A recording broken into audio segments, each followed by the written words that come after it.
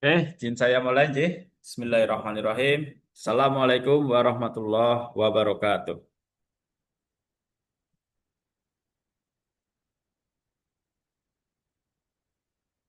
Suara saya terdengar? Halo. Halo kelompok tiga. Kenapa? Oh, Ji. Oke. Alhamdulillah ala kulli hal wassalatu wassalam ala Rasulillah Muhammad sallallahu alaihi wasallam. Jazakumullah khairan katsiran bi hudurikum fi hadal fasal fi hadal waqti. Awalan haya naftati hadal majlis bi qiraati basmalah. Bismillahirrahmanirrahim. Oke. Sekali lagi terima kasih atas kehadirannya pada pagi hari ini.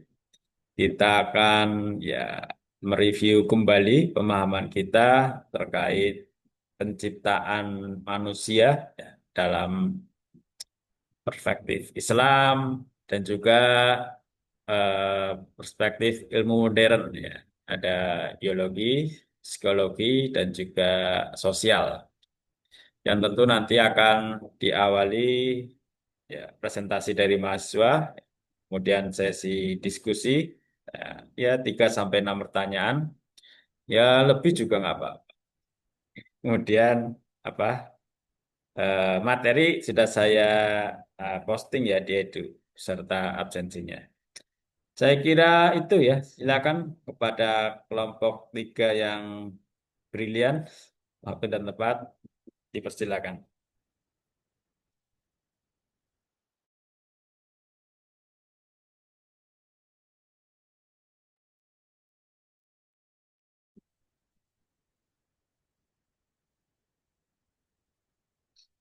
Open your mic ya, masih tertutup.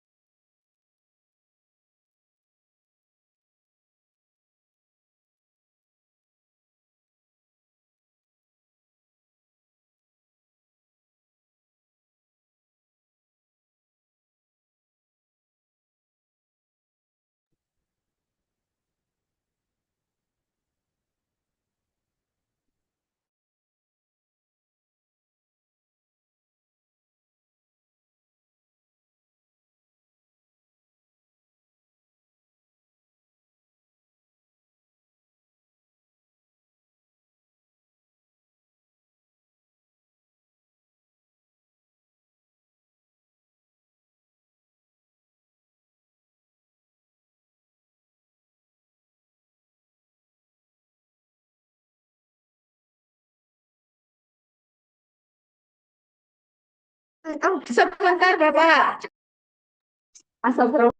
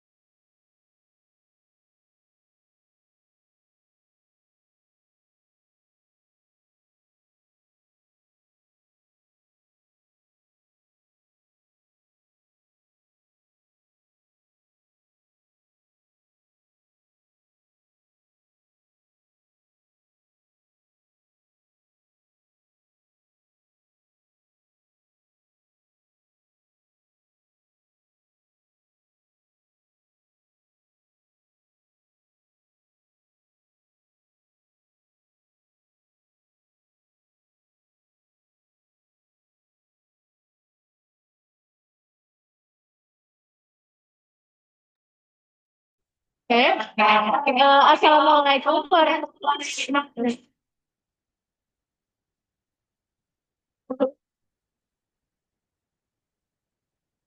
Oke, kami dari kelompok 3 ingin mempresentasikan mengenai pemahaman tujuan penciptaan manusia dan kaitannya dengan perspektif keilmuan modern, biologi, psikologi, dan sosial. Oke, kelompok kami beranggotakan saya sendiri, Nova Alam Ardila, dengan NIM 2025-020888. Dan saya Maya Safana. Dan saya Anida Ul Husna. Yang pertama yaitu penjelasan. Dalam Al-Quran, manusia digambarkan sebagai khalifah di bumi dan penerima amanah Allah Subhanahu wa Ta'ala dengan fungsi penciptaan yang mencakup aspek spiritual, biologis, psikologis, dan sosial.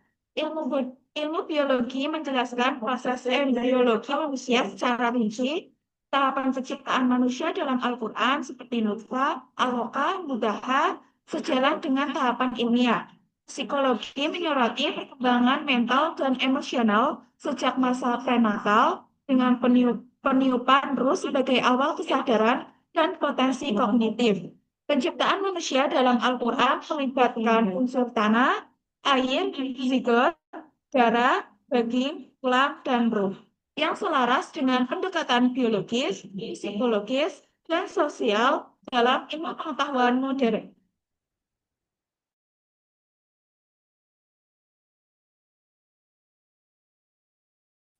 Quran Surat Al-Mu'minun ayat 12 sampai 14 menjelaskan tahapan penciptaan manusia dari Sripati tanah menjadi air mani atau nutfah di rahim, segumpal darah atau alaqah, segumpal daging atau mudghah, belulang dibungkus daging, diakhiri dengan peniupan roh, menunjukkan bahwa penciptaan manusia adalah proses kompleks dan penuh hikmah. Selanjutnya Quran Surat As-Sajdah ayat 7 sampai 9 menegaskan asal-usul manusia dari tanah dan air mani yang bina. Allah menyempurnakan bentuknya dan meniupkan ruh ciptaannya, memberikan manusia pendengaran, penglihatan, dan hati sebagai potensi kesadaran dan spiritualitas. Oke, untuk yang berikutnya adalah tahapan penciptaan manusia. Yang pertama ada unsur tanah dan air. Manusia berasal dari saripati tanah, seperti yang ditunjukkan pada Al-Quran Surat Al-Mu'minun ayat 12 dan juga As-Sajdah ayat 7 yang mengandung unsur mineral penting bagi seperti kalsium dan fosfor. Kemudian air mani yang bina dalam Al-Quran As-Sajdah ayat 8 merujuk pada proses fertilisasi antara sperma. Yang kedua adalah nutfah atau tetes mani. Tahap awal kehidupan berupa zigot hasil pembuahan yang membawa informasi generasi dua. Yang ketiga ada alaka atau segumpal darah. Zigot berasal dari kista dan menempel di rahim atau implantasi secara bahasa lintah berarti lintah menggambarkan embrio yang menempel dan menyerap nutrisi dari ibu. Yang keempat ada mudra, segumpal darah embrio seperti daging yang dikunyah terjadi pada minggu keempat hingga keenam saat kehamilan pembentukan jaringan tubuh. Yang kelima ada pembentukan tulang belulang. Proses osifikasi atau pembentukan tulang dimulai pada minggu keenam sampai ke-8 kehamilan. 6. Pembungkusan tulang oleh daging, otot, dan jaringan lunak mulai membungkus tulang sesuai dengan perkembangan trimester pertama. 7. Ditiupkannya ruh menandai pemberian jiwa, kesadaran, dan spiritualisme pada manusia. Dalam tradisi Islam terjadi pada usia janin 120 hari membedakan manusia dan makhluk biologis.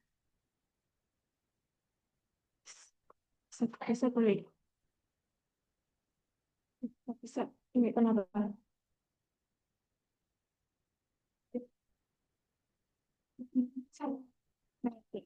Kemudian fungsi penciptaan manusia yang pertama dalam perspektif biologi atau embriologi modern, penciptaan manusia dijelaskan melalui tahapan nutfah, alaqah, mudghah dalam Al-Quran yang sejalan dengan embriologi modern.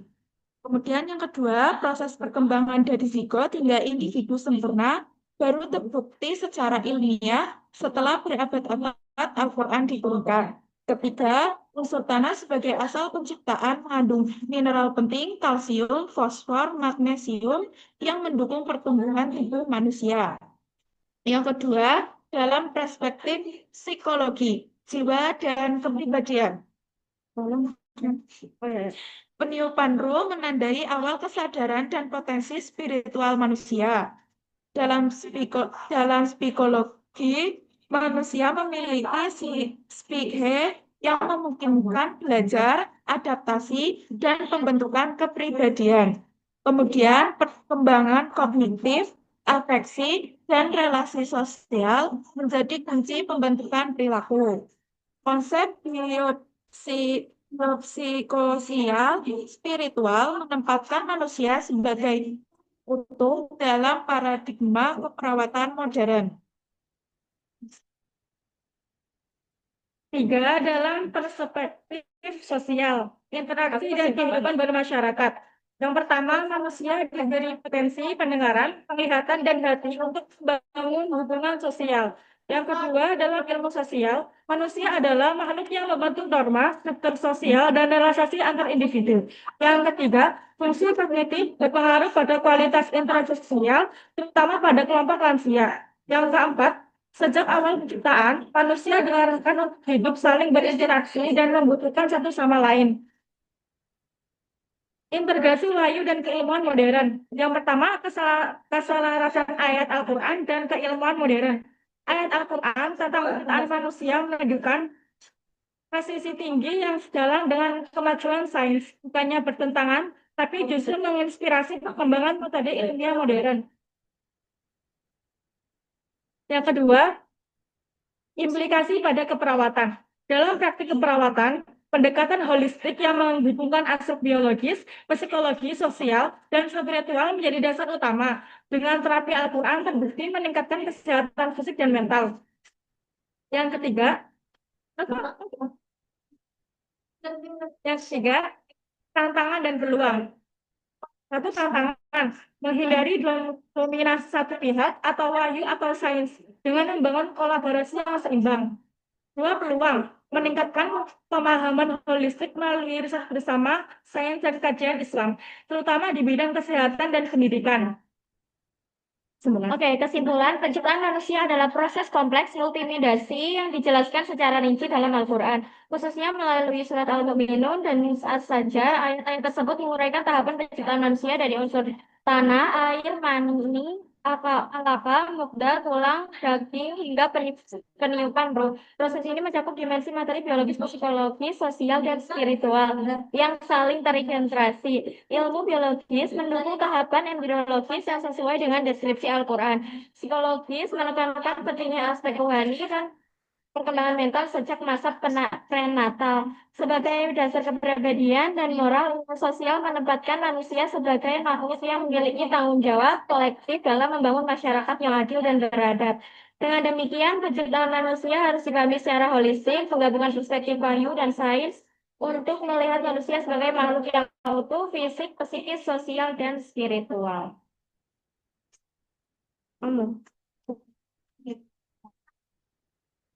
Baik, presentasi dari kelompok 3. Apakah ada yang mau bertanya? Iya, oke. Bapak, untuk yang bertanya, diperbolehkan berapa? 3 minimal. 3. Ya, 3 sampai 3, 6. 1, 2, 3. 3. Ah. Ya. Ya.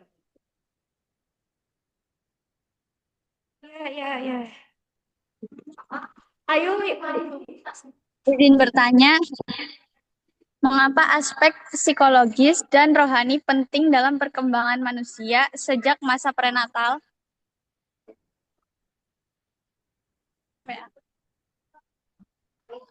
Baik, terima kasih. Izin bertanya ya Mbak Nova, bagaimana konsep biopsikososial spiritual dapat diterapkan dalam praktek keperawatan untuk meningkatkan kualitas hidup pasien? Baik, terima kasih.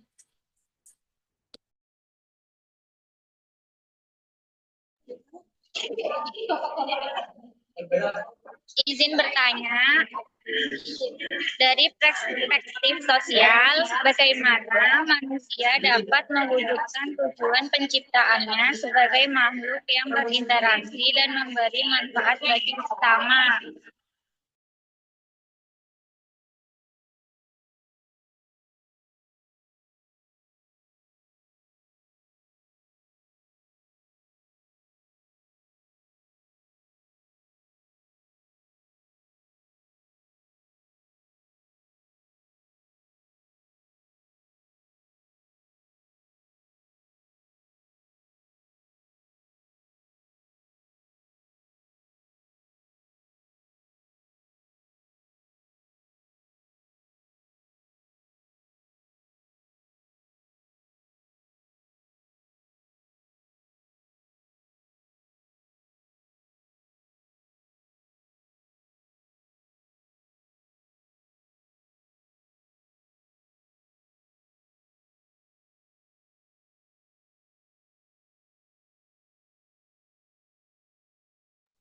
Baik, izin menjawab pertanyaan dari Mbak Putri.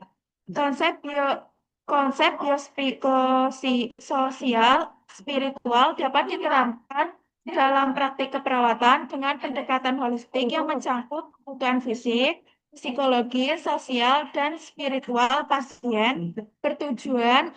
Tujuannya adalah meningkatkan kualitas hidup secara menyeluruh, bukan hanya menyembuhkan penyakit. Yang pertama, aspek biologi, fokus pada pelaksanaan medis dan keperawatan seperti pemberian obat, pemantauan tanda vital, perawatan luka, nutrisi, dan rehabilitas. Yang kedua, aspek psikologis, perawat memberikan dukungan emosional mengenai tanda stres, kecemasan, atau depresi. Kemudian aspek sosial, perawat mengidentifikasi dukungan keluarga, lingkungan, dan aspek sosial, seperti edukasi keluarga, koordinasi dengan pekerja sosial, dan fasilitas.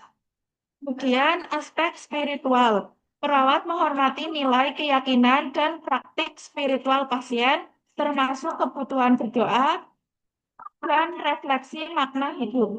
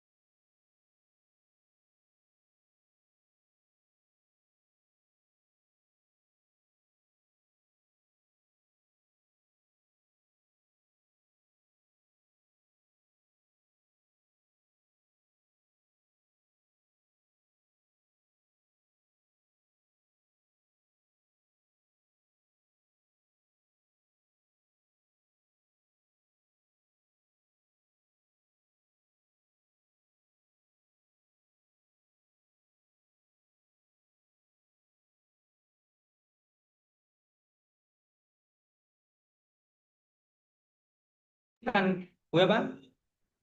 Marketing. Oke. Menjawab pertanyaan dari Mbak Sasa. Mbak Sasa, cara mewujudkan tujuan sosial dalam kehidupan sehari-hari, yang pertama menjalin relasi yang bermakna. Yang kedua, berperan aktif dalam yang pertama menjalin relasi yang bermakna, yaitu membangun komunikasi yang jujur dan empatik, menghargai perbedaan latar belakang, budaya, dan keyakinan, menjadi pendengar yang baik, hadir secara emosional, berperan aktif dalam komunitas, terlibat dalam kegiatan sosial berpendidikan atau lingkungan, menjadi lawan fasilitator atau penggerak perubahan. Kemudian yang ketiga, beri manfaat sesuai potensi, menggunakan keahlian untuk bantu orang lain, mengajar perawat, mendesain program, dan lainnya. Membangun solidaritas dan keadilan sosial, melawan diskriminasi, ketidakadilan, dan eksklusi sosial.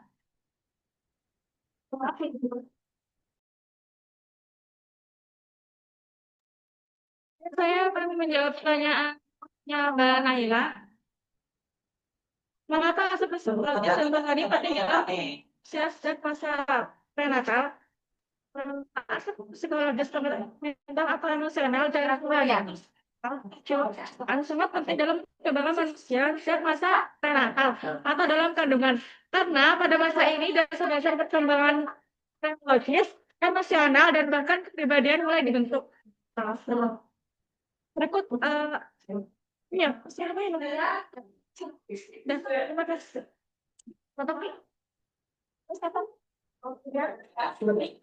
Sekian presentasi dari kami. Bila ada salah mohon dimaafkan. Saling memaafkan sama saudara. Wassalamualaikum warahmatullahi wabarakatuh.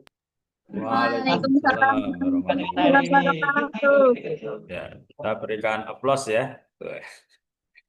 Oke, terima kasih untuk kelompok 3. Ya, sangat baik ya materi yang disajikan dan juga untuk para penanya saya kira sudah terjawab dengan baik. Nanti kalau ada yang ingin disampaikan langsung saja ya open your mic. Saya izin share screen.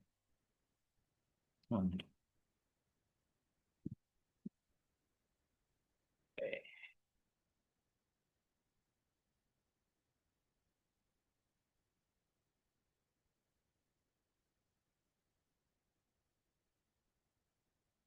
Ya, kalau kita renungkan ya penciptaan manusia ya, yang ternyata sudah ribuan tahun yang lalu ya, diungkap dalam Al-Quran. Ya.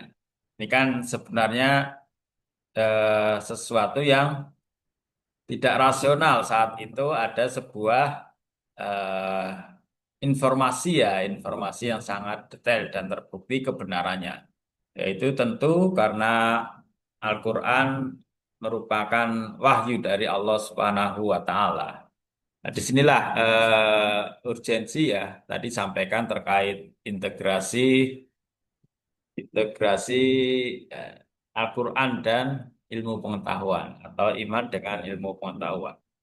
Ya terkait eh, perspektif biologi, eh, kalian ya karena calon-calon nakes ya selalu lebih paham ya.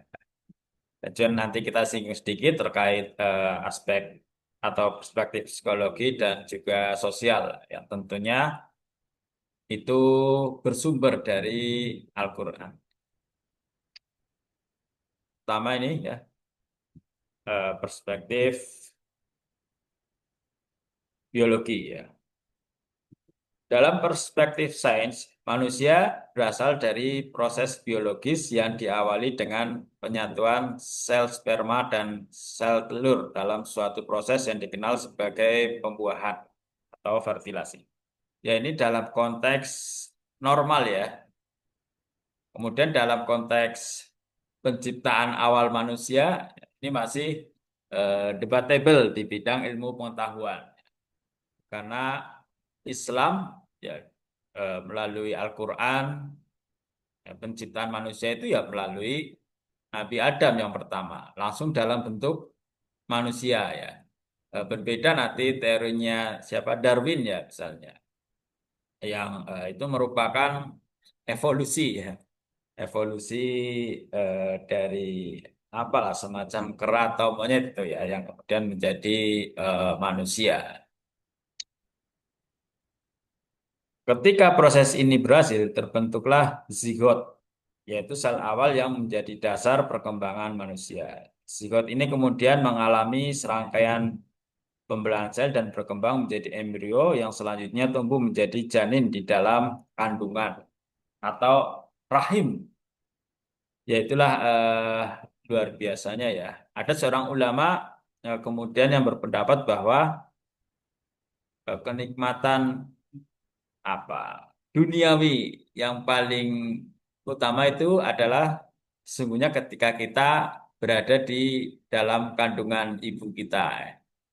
Makanya disebut rahim. Ada eh, kasih sayang yang luar biasa ya. Ya saking nikmatnya kita berada di alam rahim, kita lupa ya. Itu saking nikmatnya. Ya ini sebenarnya sama seperti yang diungkapkan dalam Al-Quran ya. Alastu birobbikum. Apakah kamu mengakui aku sebagai Tuhanmu? Kita kan nggak ingat ya. Dulu di alam rohani kita ditanya oleh Tuhan seperti itu. Apakah aku ini Tuhanmu? Alastu birobbikum. Kita menjawab alastu. Kita menjawab, nah iya seperti itu kan. Tapi kan kita lupa.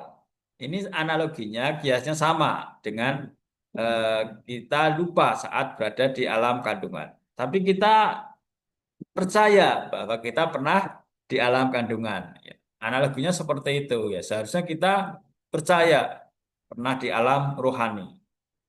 Bukan berarti kita nggak ingat, lalu kita apa, nggak nggak percaya ya. Atau bahkan banyak hal ya, banyak hal dalam kehidupan dunia ini kita sudah lupa. Lu pernah melakukan sesuatu ya. Saya itu pernah lupa. Ada seorang yang eh, menyampaikan terima kasih karena dulu pernah dipinjami oleh saya sejumlah uang. Saya sama sekali tidak ingat. Itu sebagai analogi yang sederhana. Nah, di dunia saja kita ada yang lupa ya, apalagi di alam rahim, alam kandungan, apalagi saat berada di alam rohani. Oke, seluruh proses ini berjalan dengan dipengaruhi oleh kerja hormon, kondisi fisiologis, kondisi fisiologis tubuh serta lingkungan internal yang mendukung perkembangan awal kehidupan. Ya, ini pendapatnya Miss Handayani dan Wayunesi. Ya. Kalau kalian punya bantahan teori, ya bagus ya, hebat. Kemudian eh, perspektif psikologi. Dalam ranah psikologi modern, terutama aliran psikologi eksistensial, eksistensial. Di situ ditegaskan bahwa pencarian makna hidup merupakan aspek krusial dalam kehidupan manusia. Pencarian hidup, makna hidup. Ya, seperti doa kita dalam setiap sholat, ya, ihdinas sirotol mustaqim. Ya, tunjukkanlah kita jalan yang lurus. Itu kan eh, pencarian ya, pencarian makna hidup. Nah, salah satu tokoh penting dalam bidang ini adalah Viktor Frankl, mengungkapkan bahwa ketika seorang kehilangan makna atau arah dalam hidupnya, ia rentan mengalami gangguan psikologis maupun spiritual. Ya, ini penting ya. Eh, Jangan sampai kita kehilangan makna atau arah, ya atau nggak punya visi, ya nggak punya cita-cita. Itu rentan mengalami gangguan psikologis maupun spiritual. Ya karena nggak jelas ya mau ngapain. Ya. Ya, kalau di kelas ini insya Allah jelas ya punya apa arah hidup. Ya, ya salah satu buktinya dengan kuliah mengambil keperawatan itu kan punya arah ya. Setelah ini mau apa? Ya entah mau sebagai wirausaha atau sebagai nakes, no problem. Tapi sudah menentukan arah ya. Dengan kuliah memilih prodi itu sudah menentukan arah hidup. Kemudian sebaliknya, ketika individu berhasil menemukan tujuan yang bermakna, kehidupan akan terasa lebih berharga dan penuh gairah. Wah, ya. Oke. Ketika berhasil menemukan tujuan hidup, ya, maka hidup akan semangat, ya. Kalau punya cita-cita kan akan semangat, karena ada yang kita kejar, ya, ada yang ingin kita capai. Meskipun ilmu pengetahuan, khususnya sains, tidak secara terus terang menjelaskan tujuan hidup dalam konteks spiritual, namun ia tetap mengakui bahwa manusia membutuhkan arah dan makna dalam hidupnya sebagai bagian dari kesehatan mental dan kesejahteraan psikologis. Ya termasuk eh, makna hidup ya sampai di akhirat nanti itu ya menjadi jelas ya. Dan perspektif sosial Ada tiga ya kata manusia. Yang pertama ini adalah al-bashar. Disebut 36 kali. Ya, kalau nggak percaya nanti dibuka Al-Qur'annya ya, dihitung. Dan tersebar di 26 surat. Nah, secara etimologi, al-bashar memiliki makna kulit wajah ya, kulit kepala wajah atau tubuh yang menjadi tumbuhnya rambut. Ini berbeda dengan binatang ya. Binatang kan lebih banyak rambutnya daripada kulitnya yang terlihat ya. Kemudian yang kedua al-insan yang berasal dari kata al-uns yang diartikan harmonis ya. Manusia itu harus harmonis ya. Kalian di kelas harmonis, lembang lembut, tampak atau pelupa tadi. Bisa jadi berarti pelupa. Ya manusia lupa ya. Jangankan yang di alam rohani, alam rahim, di alam dunia saja kadang kita lupa ya apa yang pernah kita lakukan. Kata ini digunakan dalam Al-Quran untuk menunjukkan totalitas manusia sebagai makhluk jasmani dan rohani. Kata al-insan disebut dalam Al-Quran sebanyak 73 ya. Kalau yang al-basar 36. Al-insan 73. Dan tersebar di 43 surat. Kemudian yang terakhir An-Nas ya. Jadi al-bashar, al-insan, An-Nas lebih banyak ini disebutkan sampai 240 kali. Tersebar di 53 surat. An-Nas, al-An-Nas, manusia dimaksudkan untuk menunjukkan eksistensi manusia sebagai makhluk sosial, eksis ya. Secara keseluruhan tanpa melihat status keimanan dan kekafirannya. Ya seperti ayat Hudan linnas ya, petunjuk bagi manusia. Itu adalah berlaku umum ya.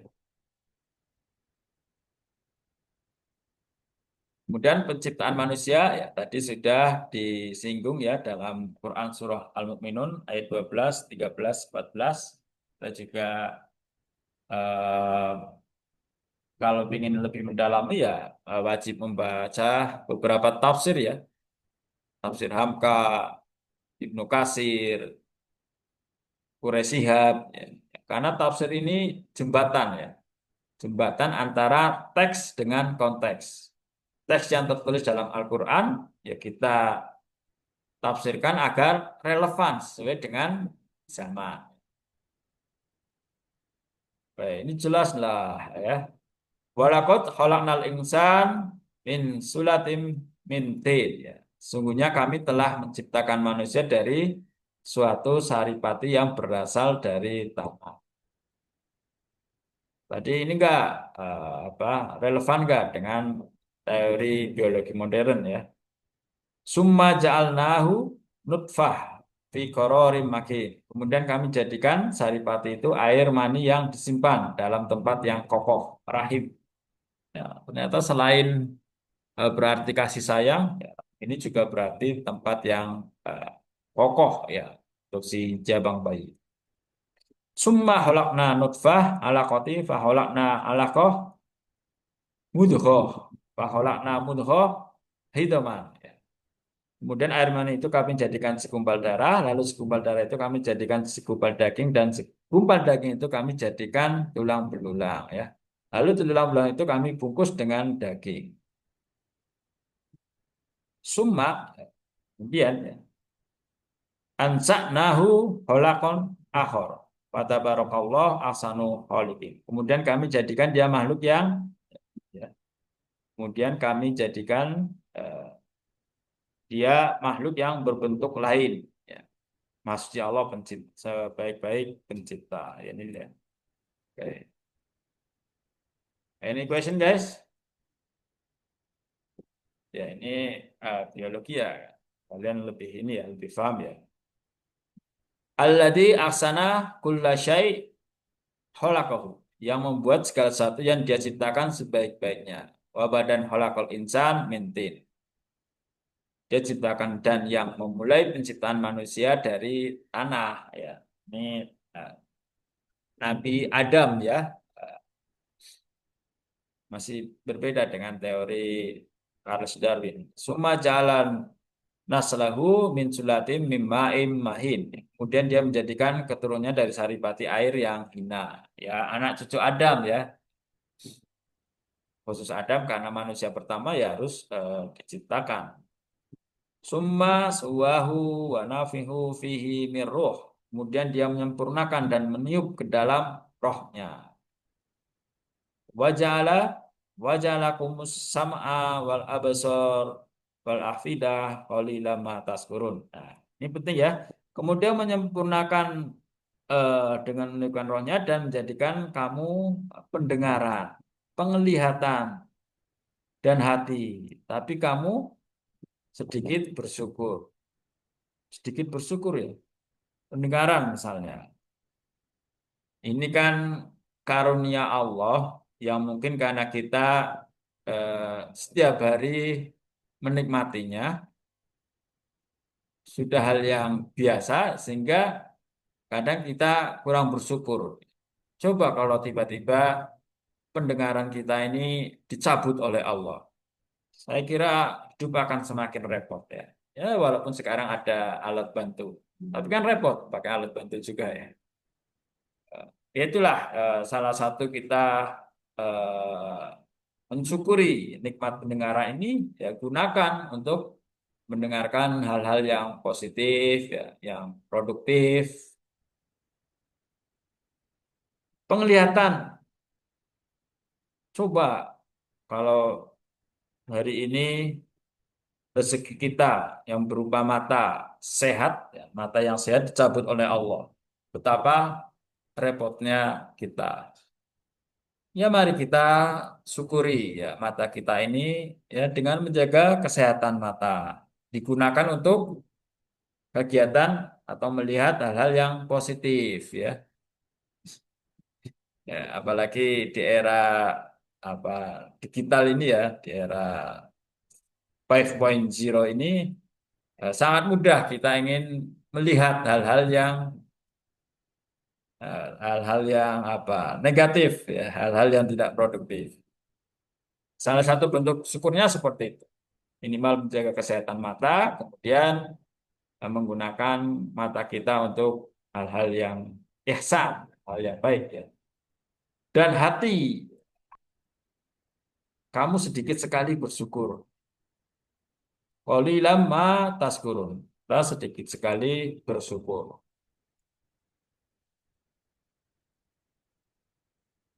Kemudian tahapan penciptaan manusia. Seiring berjalannya waktu hidup semakin lemah ya.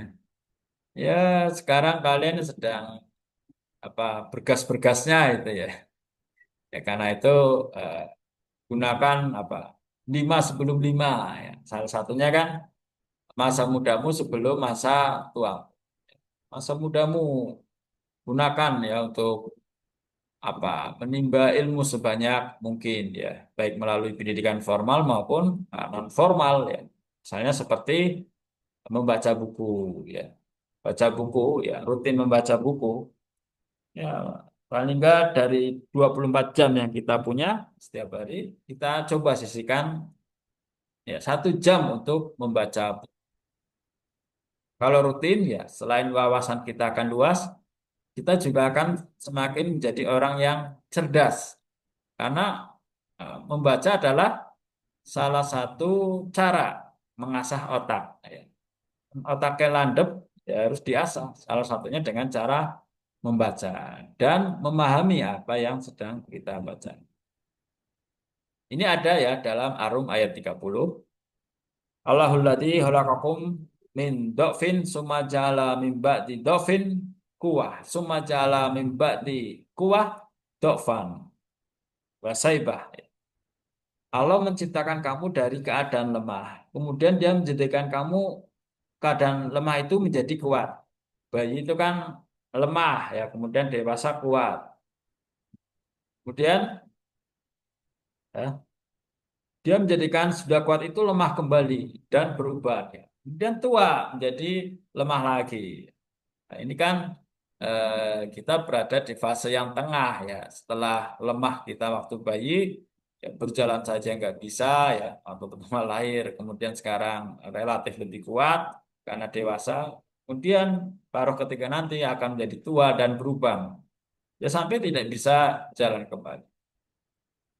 Yahluku mayyasa wa huwa alimun qadir. Dia menciptakan apa yang dikendakinya dan dialah yang maha mengetahui lagi maha kuasa. Ini saat ini ya waktu produktif kita ya sebelum menjadi lemah kembali saat kita seperti bayi. Kita kan bayi lemah ya, mau makan aja disuapi ya. Nanti kalau sudah tua renta juga ya, kalau mau makan disuapi lagi. Kemudian tahapan yang kedua, manusia diperintahkan untuk melihat diri. Falyandur insan mimma khuliq. Dalam manusia memperhatikan dari apa yang dia diciptakan. Khuliqu mimma dafik. Dia manusia diciptakan dari air mani yang terpancar. Yahruju mim baini sulbi wat taraib. Yang kedua, dari antara tulang punggung sulbi dan tulang dada. Nah, ini teoritis sekali ya, kalian lebih paham. Kemudian nih dalam Al-Hajj saya langsung kutip terjemahnya ini karena banyak sekali ayatnya. Wahai manusia, jika kamu dalam keraguan tentang kebangkitan dari kubur, ya, jadi ada orang yang apa tidak percaya ada kebangkitan. Bahkan salah satu ketua partai besar di Indonesia itu mengatakan, padahal dia beragama Islam, dia mengatakan kalau kita mati ya sudah selesai, tidak ada kehidupan lagi. Kira-kira bisa ditebak ya siapa dia. Maka ketahuilah, sesungguhnya kami telah menjadikan kamu dari tanah, kemudian dari setetes mani, kemudian dari segumpal darah, kemudian dari segumpal daging yang sempurna, ya, dari yang sempurna kejadiannya dan tidak sempurna, agar kami jelaskan kepada kamu dan kami tetapkan dalam rahim apa yang kami kehendaki sampai waktu yang ditentukan. Kemudian kami keluarkan kamu sebagai bayi. Oke, kita preteli satu-satu ya. Rahim tadi sudah ya, kemudian sebagai bayi, kemudian berangsur sampailah kepada dewasaan. Dan di antara kamu ada yang diwafatkan dan ada pula yang dipanjangkan umurnya sampai pikun ya. Jadi apa? Kullu nafs dha'iqatul maut ya. Setiap jiwa pasti akan mati. Ini namanya takdir mubram ya, takdir tetap ya, takdir dan tidak mungkin bisa dirubah. Tapi kematian seperti apa yang kita inginkan, yaitu takdir mu'alaq, mau su'ul khotimah atau husnul khotimah. Dan itu bisa diupayakan ya dengan ikhtiar dan doa. Supaya dia tidak mengetahui lagi satupun yang dahulunya telah diketahuinya. Dan kamu lihat bumi ini kering. Kemudian apabila telah kami turunkan air di atasnya, hiduplah bumi itu dan suburlah. Menumbuhkan berbagai macam tumbuh-tumbuhan yang indah. Ini kan apa ya? Eh, Kombinasi ya ayat-ayat kauliyah dengan ayat-ayat kauniyah. Jadi setelah baca ini ayat kauliyah Quran, kita juga harus tadabbur alam ya bahasanya, melihat ayat-ayat kauniyah. Apalagi kalian ya yang belajar apa tentang kesehatan ya akan banyak sekali melihat ayat-ayat kauniyah ya. Ketika kemudian eh, kita cari relevansinya dalam Al-Quran. Dan last slide ya. Dzalika bi Allah wal haq. Yang demikian itu karena sesungguhnya Allah dialah yang hak, yang benar.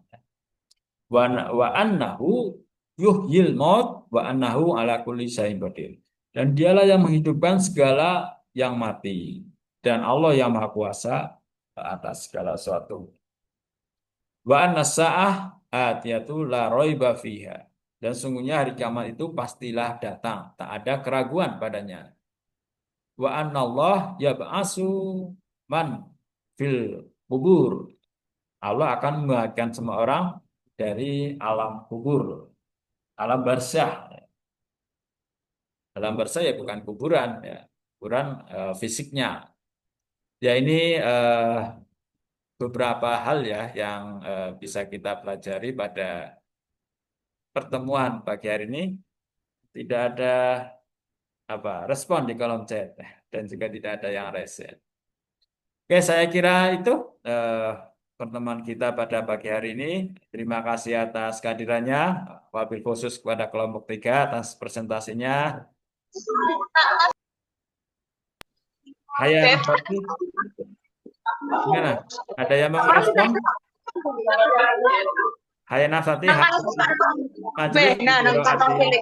Hamdalah. Alhamdulillah. Saya kira itu nih. Terima kasih. Assalamualaikum warahmatullahi wabarakatuh.